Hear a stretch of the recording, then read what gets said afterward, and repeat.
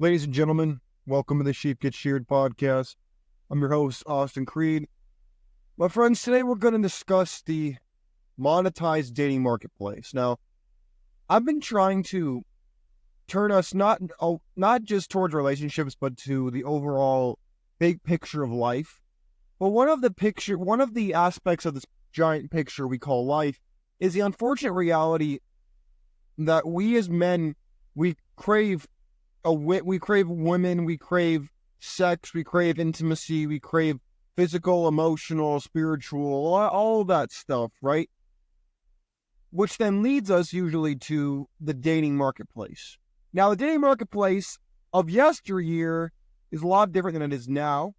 It's even different than it was 10 years ago, 5 years ago.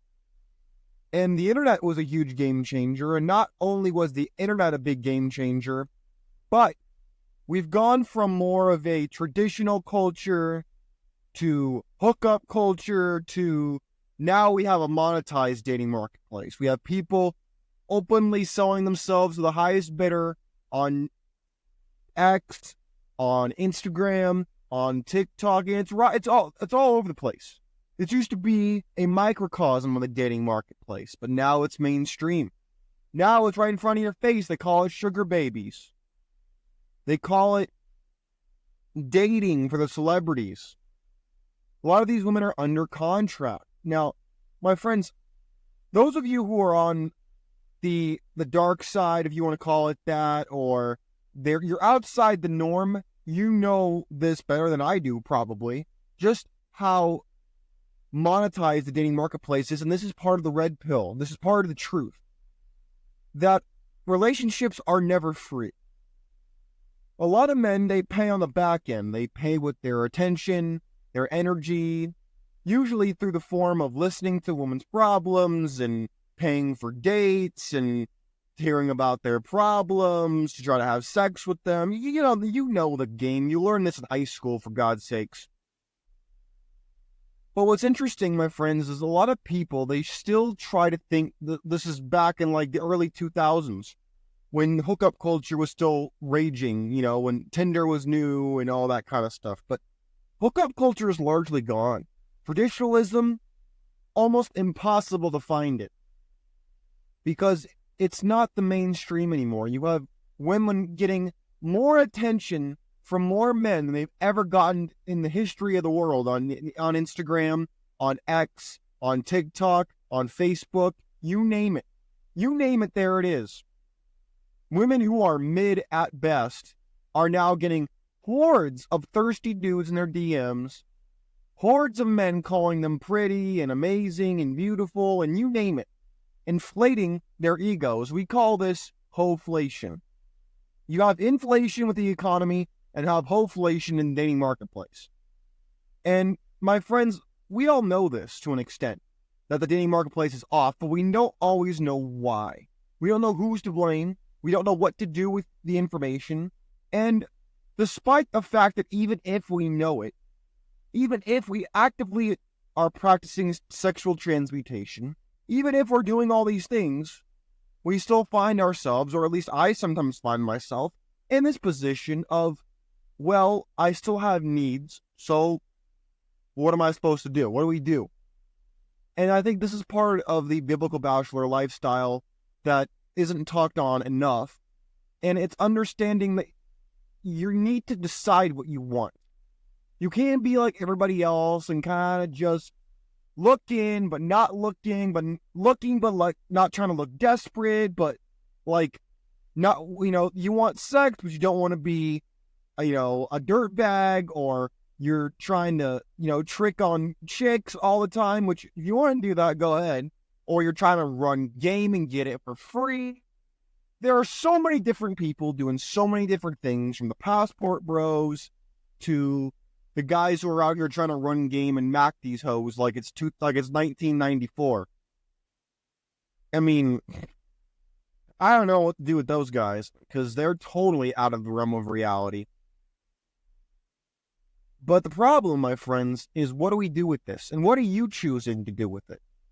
What do you do with your sexual energy? Because I would argue it's not evil. I would argue it's not bad. In fact, that's like saying that, oh, I have an appetite, that's bad. Or, oh, I need to go take a dump, that's bad. No, it's not. It's a normal function of your body in the same way that sex is it's the same thing in my opinion. But a lot of people who are religious, they won't see it that way because they've been told not to. They've been conditioned not to. But when you look at the dating marketplace, you can oftentimes suffer from dating fatigue if you're choosing to do it at all. And for those of us who have learned not to participate in the system, but may not always have the money to trick on hoes or pay for a rotation of chicks if you even want to go down that route, even if you're doing that, you can get sick of it. And so the question is, how do you deal with the dating marketplace the way it is?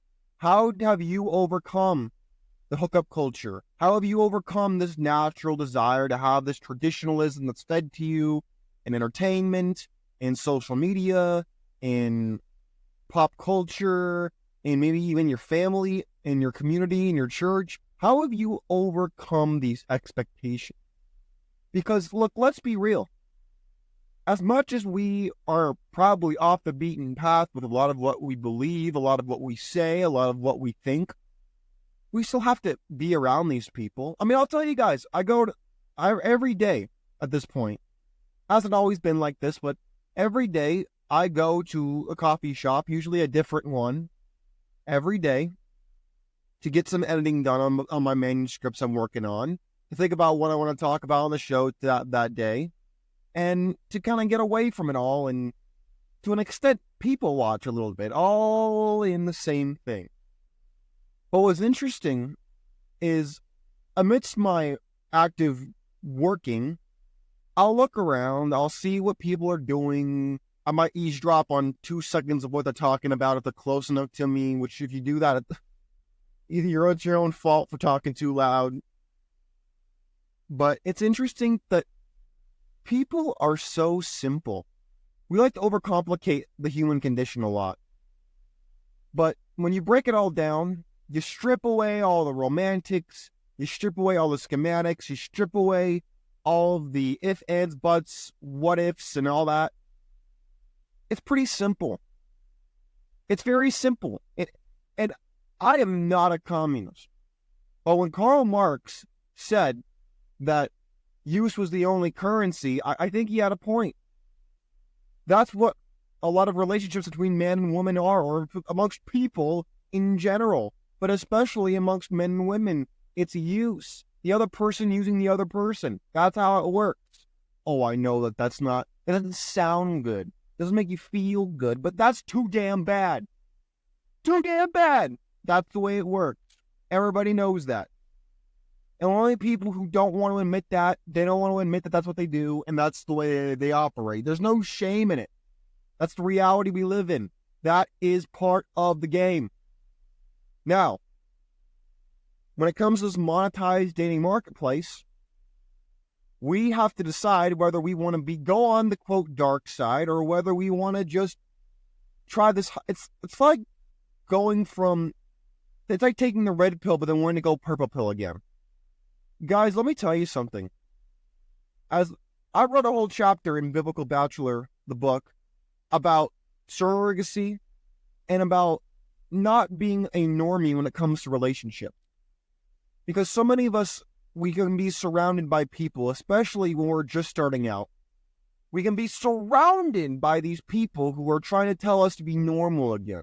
They're trying to push us to go back into the matrix. They're trying to push us to go back and to do these things, and it's hard to cut them off, especially if they're family. But my friends, I've learned, as I'm sure you have as well, that we only get one life. We only have one chance to get everything we ever wanted. And we could sit back and think about all the reasons why we shouldn't go for it, or we could accept it for what it is, just as we could accept women, we could accept the financial freedom aspect, we could accept politics and religion for what it is, which is largely a scam. And we could say, you know what? I'm going to go full monk forever. Hey, and if you can do that, my God, my hat's off to you. You're a special breed, I'll tell you. But for most of us mere mortals who are not monks, who are not enlightened, such as you, we have needs. We don't have the ability to never go without. And you know what? I'm not a big believer in masturbation. And the reason why is I think you're wasting the energy without adequate compensation. Now, is it better than throwing your time in the garbage disposal, going out on dates with chicks? Yeah. Yeah, in my opinion, it's better than that. But there's better ways of going about it. And my friends, we need to have an open conversation, I think, about this. And I know that YouTube especially is really bad about allowing free speech. I mean, just look at what they're doing with Trump and the assassination attempt and how they're actively trying to get rid of it, in my estimation. And we won't go down that rabbit hole because I don't want to get into politics right now. The whole thing is so stupid. The whole thing is just NutraSweet 1 or NutraSweet 2. You want blue NutraSweet or red Reach? I mean, the whole thing is largely just owned by the same people, and the whole thing's a sham and a two-card Monty hose job, in my opinion. But again, we're getting off the tracks here. We're getting off the tracks. When it comes to the dating marketplace, I'm not telling you need to go on looking for pros on the street. That's not what I'm telling you at all. What I'm saying is, at the end of the day, we have to protect ourselves. And I would recommend that you pay up front, whether it's with your time, your energy, your attention. You pay up front. You be honest with these people up front what you expect. Don't try to weasel your way through the back door. That's how you get an allegation. That's how they feel cheated by you. And then all of a sudden, you're going to court. All of a sudden, you're getting fired from your job. All of a sudden, your life is in a really tough position. And I don't want you to be there. We underestimate just how much power women have. I know this is like red pill 101 stuff, but we need to return to the basics every once in a while to build upon it and go farther, because a lot of us, we don't fully get this part. We don't fully understand the danger we could be in if we are not careful. Whether it's with financial freedom, whether it's with religion, politics, relationships, you name it. All of it, we need to be careful because we are menaces to society. That's a really good book title. Menaces to Society. The means through which a man becomes free. Now that's a good book. That's a good book title. Anybody want to steal that? Go ahead. Anybody want to steal that? You're welcome. Go ahead. Make my day. But again, guys, I think it's important, and I would love to hear your thoughts on this as well, about getting past the hookup culture, getting past the desire for tradition, not just in theory, not just intellectually understanding it, but emotionally integrating it into us, that we can never have that. Because it's an illusion meant to domesticate us. Like a treat is used to entice a dog to sit. Marriage is meant to entice a man to give up his soul to the system. Marriage is just a legal prostitution license, in my opinion. That's what it is. Oh, I know that makes it sound really revolting and bad, but when you strip it all away, that's what it is. So then what are you supposed to do? You're going to just go for it? Putting yourself in an archaic system that's meant for guys of the Prohibition era? Man, I'm telling you, I wouldn't do it. I wouldn't do it, not for 2 seconds would I consider doing something like that today. But then you have a whole new set of problems. So what do you do then?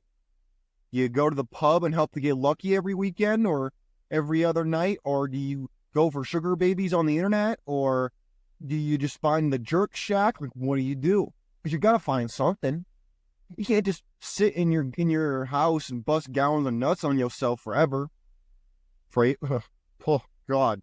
What a horrible... Oh, God. Get that... Oh, man. I want that image out of my mind. Why did I do that to myself? Anyways, enough of this. Enough of this. My friends, let me know what you've done. Because I know what I'm planning to do. I just, at this point, don't have the fundage that I want to do what I want to do. And I'm actively working to rectify that problem. Well, what have you done? I know a lot of you guys are older than me.